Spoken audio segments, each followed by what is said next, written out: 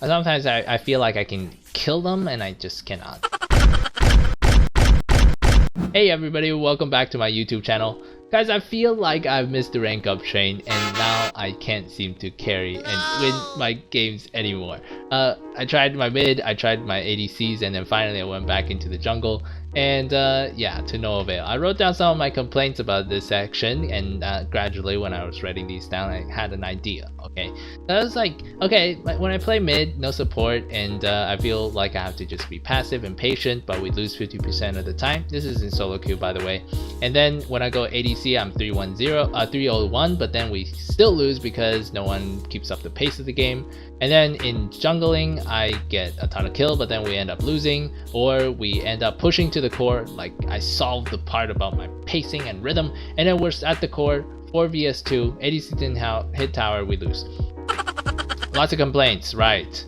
But I'll admit, I mean, I'll do the tough part and admit that this just means that my foundation isn't strong enough. How am I supposed to get a conq like this, guys? I don't know. Do I wait for trio queue? A lot of people will say yes, but I want to control my own fate. So here we go. For the next little while, I'm gonna do as much as I can to learn about the 1vs9. I think I'll be able to get further in my ranks also by the end of this season. Last season I was master 20 stars by the at one point. I want to get past that. My strategy is going to be focusing on JG as a position, then support, then Slayer. These are roles that I think can dictate the pace of the game and really set a rhythm much better than the ADC or the mid. I'll do mute all to protect my fragile heart, fragile emotion. I'm just kidding, I'm not that fragile. Anyway, and then I won't flame, and I'll do a lot of pings to make sure I'm communicating, and I will try to think about whether I have relied on my teammates when I get angry, and then I'll also think about what else can I have done. Alright, try to solo queue until masters with this account. Can I do it? I don't know. I mean, I've done it before, but we'll try it again. And with different roles and stuff. Well, it'll be fun. Alright, so what I'm gonna do is I'm gonna play like a series of games, and then I'll try to summarize some, like 1 or 2 highlights that I thought was interesting throughout these games, and then I'll choose one to kind of comment over. This first series, we did 6 games, and we went up and then all the way down to Diamond 1. 4 stars. Hurts. But anyway, that is okay. We're gonna get back up there as we learn along the way. Alright, the thing I want to share with you through game 6 and using game 6 and 2 is something about being too, what's it called? Being way too boggled down with this mid lane push. Okay, so here I'm playing Zill. I'm gonna be playing Zill quite a lot in this series for the start of this series. I'm split pushing here just to attract some attention. We end up getting the tell on us. You can notice my gold lead is a bunch, and we go ahead and make some nice plays over there. But then you'll see that my attention gets glued on, and my entire team's attention actually gets glued on to this mid tower. Actually, not entire team, because some people left. But anyway, I saw this tower and I'm like, okay, yeah, we can go for it. One mistake, I didn't ping. I didn't ping at all. And then look at where my my max is going, my Valheim is going. I was thinking at least we have someone to you know, click the tower, right? And then my second mistake, I don't have ultimate and I still stick around trying to poke. That's one shutdown from Diaochan and another shutdown from me, and all of a sudden Zephy's arrives at 5.2. We're in for a tough ride. Alright, so it's little things like that, right? Now from the other perspective, when I look back at game 2, I realized, oh hey, from the other perspective it's the same thing, you know? If we look back at game 2, what happened was we are 5-7, 0-1-1. There's nothing really special. We didn't really have a huge advantage. Enemy doesn't really have a huge advantage over us either, but notice they took down the abyssal lane, so they freed up the marksman and the support to roam, and then they lose their middle wave because we have excellent lane clear, and they kept putting 5 people here trying to just put pressure onto our tower. Absolutely unnecessary. Matlock goes in and finishes the job that I started with killing the Valheim. Yugi Bear does a mistake here again, as well, not again. He had a good ult, he had a good try, but then he made a mistake to continue, and it's gonna be a 3-for-2 trade. Violet over there being able to just farm the top side of the map completely. Yeah, okay, so let's take a look at again another instance. So over here, a small little detail. I decided that I'm gonna push this wave in because I saw everyone clustered middle, and then I'm just panning to see if they're gonna do anything, and indeed they make the mistake again. No wave, okay? And then they're already trying to kill some people. I gotta just go ahead and trade out that Valheim, and Matlock very nicely follows through. My whole team is there. They get the rest of the nice kills, and boom, right there. Guys, when you don't have a wave mid, just go do something more useful. Yeah, that's what I've learned about that particular one. Watching Game 6 and Game 2, that's one of the things that made me realize. Alright, let's get into the first game over here. I'm playing Zil. Nothing really happened in the beginning except I died to the Natalia because yeah, you know, Iggy went moving up towards the top. Natalia hid in this bush over here. I didn't see that, and I forgot Natalia can stun, so I died. Over here, no problem. I came back out, and everybody is going up here. Now I didn't decide to go gank top because I realized that I'm not gonna win that fight over there. So then I went to gank bottom, and I also had my red buff left to be able to take, so I went to do that instead. There's just much more for me to do down here. I gotta wait over here to get my 3 stacks, get my passive up. If the Arthur needs a little bit more damage, I'm gonna be able to. We pick up our first blood, or well, my first assist over there. And then, since everybody was spotted up towards the top, there was just no hesitation. It's gonna be a blue side invade. If they decided, and they sometimes should, they would basically go ahead and invade through here. But yeah, Zaza is actually the jungle this time. So yeah, actually I backed out a little bit too late. If he was just a little bit more scheming, he would hide in the bush a little bit for me to not back and then wait for the Natalia and the Arthur to arrive. So slight mistake there by me. Alright, what's next? We're just gonna go ahead and clear out this blue side over here. I'm thinking right now everybody is moving towards the top, so I'm probably gonna come gank over towards the top over here. But they already killed the Ormar, and the Thorn is all the way back there, still very healthy, so there's not really a reason for me to do so. Iggy is over here. So I think we can go ahead and start this Abyssal Dragon. I'm pinging Rally, just trying to communicate with my team. Now we saw Natalia moving up towards the top, so I want to save some abilities for her. I'm not gonna ult, I'm not gonna use too much of my other abilities, be able to at least save up my ability 2 to be able to jump on her. So here she is, trying to just get some position over there. They both have the detour, so we're not going to be able to go in that deep right now. Now we spot Ormar. Here's something I'm really proud of and happy about. I'm starting to understand the limits of my hero, and I think that's really something that's gonna make the difference between, you know, a pro player and, you know, or a conqueror versus your normal, you know, masters and veterans. Of course, when you get really good at a hero, you're not much different, but you just know when you can apply a ton of pressure and get away with it. For example, over there, I'm just starting to learn, but 1.8k and he had 1.2k, I can kill this Ormar, you know, early on in this game. So then I could jump on there and make a kill, and now the enemy team has a psychological pressure, if not a gold pressure, coming out from us. Sometimes I still make a mistake though. Sometimes I feel like I can kill them and I just cannot. But you know what? You just gotta do it. You just gotta try, and then unless you got like a super mathematical brain or something, then I guess you can calculate it out and figure out whether or not you can do it. Over here I was just holding on just to wait to see everybody show up, so this wave is completely free. If they didn't want to show up in the mid like that, then I would probably make an ambush or something. And then over here, I know all of them will come up for that wave, and I have my blue buff up, so I'm not gonna go stand in this bush over here to just wait for them to come over, because yeah, I'm not that fed right now yet, so yeah, we'll have to be slightly more patient, right?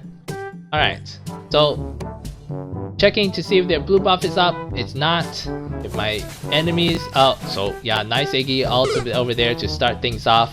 I'm gonna have to follow through with that one. And indeed, my entire team does as well. It's gonna be 1-for-1. No. It's not 1-for-1. 3-for-1 trade. So I take that. 3-for-1 trade, not too bad. Although I think for me over there, because I didn't have my endless cycle, if I do, that's definitely fine because I could just climb back up and then continue with my farming. But since I didn't carry endless cycle, that is actually slightly questionable, I suppose. To die, it's slightly not worth it for me to die. Maybe I should wait for the support to go in instead. Yeah, I'm just thinking to myself about that.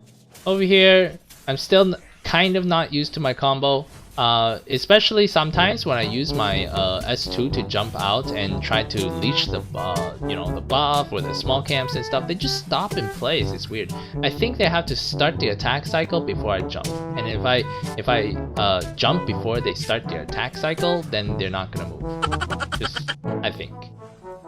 Violet in this match is going to be quite solitary actually. This move over here, I feel like if the enemies were slightly more aggressive, they would probably just jump on her and she would die, but no worries.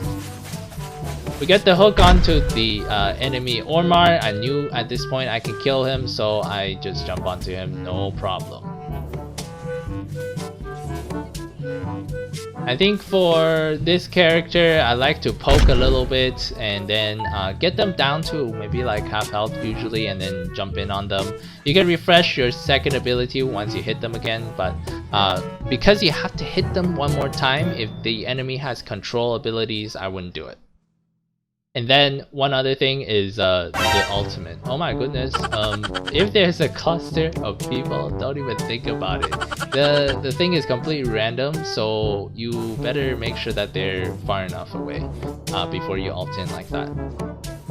Kind of like the mid fight that we had previously. You know, there was a bunch of people around, and I couldn't even just focus down one person, right? Yeah. Alright, so this game is looking like very nice. We've been making all the right decisions. Moving up here, just taking a look at the blue side buff over there. They're kind of low, so I could jump in if I wanted. Now, nice, okay. That's gonna be just one combo. Zata overextended for sure. You won't be able to fly with my, what's it called, silence there. I wanted to just move in one more time, but I didn't have any of my abilities ready, so unfortunately not able to finish off that Ormar, but that is okay. Okay, over here is a good time for you to start thinking about how to lead your pacing. For example, they have to clear this top lane, and if they didn't though, like if our lane was already pushed in, maybe it was good time for the Slayer, especially if my marksman is there. But since he's not there, so we won't be able to do that. Over here, I quickly use my S1, my 2 to jump away. I like this move. They saw everybody mid, and they just went and started this dragon. Of course, we're fast enough to be able to take that dragon, but if not, we're gonna have to be careful because everybody could collapse and cut us in there. I believe the Violet is going to continue to stay up at the top based on how she was playing before, so I'm just gonna stay up here for a little bit until we see 4 people all showing towards the bottom side. There's no more reason to kind of be ambushing here, and then here we lose one person and we know that there's 4 people there. Now we saw Thorn, he's coming in. If he didn't come, we would have pushed the tower, but since he came, we're gonna just kill him and then push the tower some more, you know. He does clear this, but now again 4 people spotted down bottom. This is gonna be a good time for me to split push. I know we're gonna lose a tower there, but this is a high ground we're talking about, and now basically they have advantage over there because now the Natalia is here. I'm gonna be able to back out no problem. Onslaught comes through from Violet. She gets back in time to be able to make some things happen over there. Arthur gets a shutdown though, kind of unfortunate, but oh well.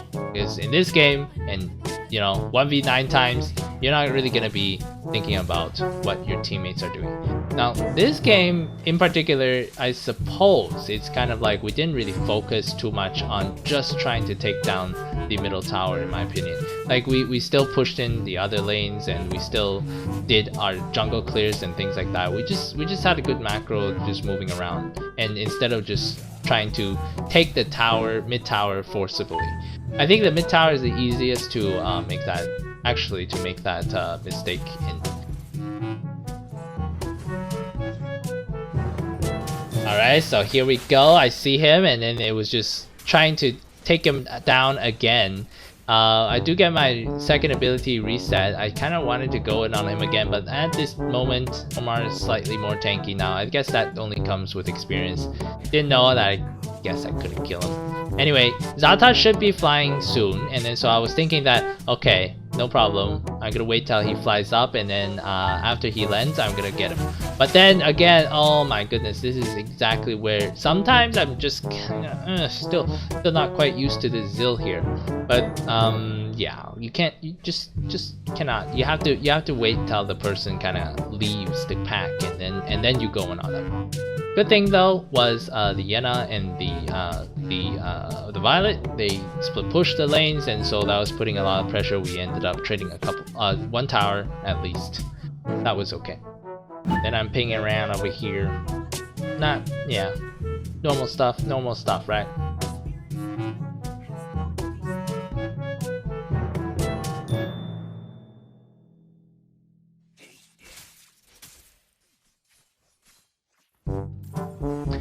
I do feel that this game. Okay. By the way, I pinged Slayer and they started. I felt pretty good about that. But then we didn't actually get. Well, right immediately after we get the vision, we probably should have backed because I guess we're just not ready for that fight. This part kind of like, I guess kind of me making a mistake in terms of the call, because I pinged that. I kind of feel responsible for that actually. Yeah, but anyway, we should have probably just backed, and yeah. We do get a nice little solo pick off there, and for that one we kind of made that decision because we know we can protect this tower, this middle tower with the 4 people. We can only poke and hope to protect it, so we gonna just have to make a trade, you know. We lose 1 tower, but we don't for the other towers, and yeah, that's just a trade. Now 2-3 people spotted up top, and I see my wave coming in towards the tower here. I can also make some distraction plays for them, so I'm just gonna go ahead and take out this tower, easy peasy. They're gonna go for the Abyssal Dragon. I hope they're not gonna fight, but again, it's just a hope. We don't know. If they don't come back, we're gonna fight 1 more tower. Now of course the Arthur revives, but over here I'm starting to get my combo a little bit better, and just poking down the Arthur so much and forcing everybody to back. Now then, in this scenario, they're losing 1 player, and all 4 of them are crouched up into the high ground tower. This is completely just my turn to just lead and take the Dark Slayer. Just start it up, you know.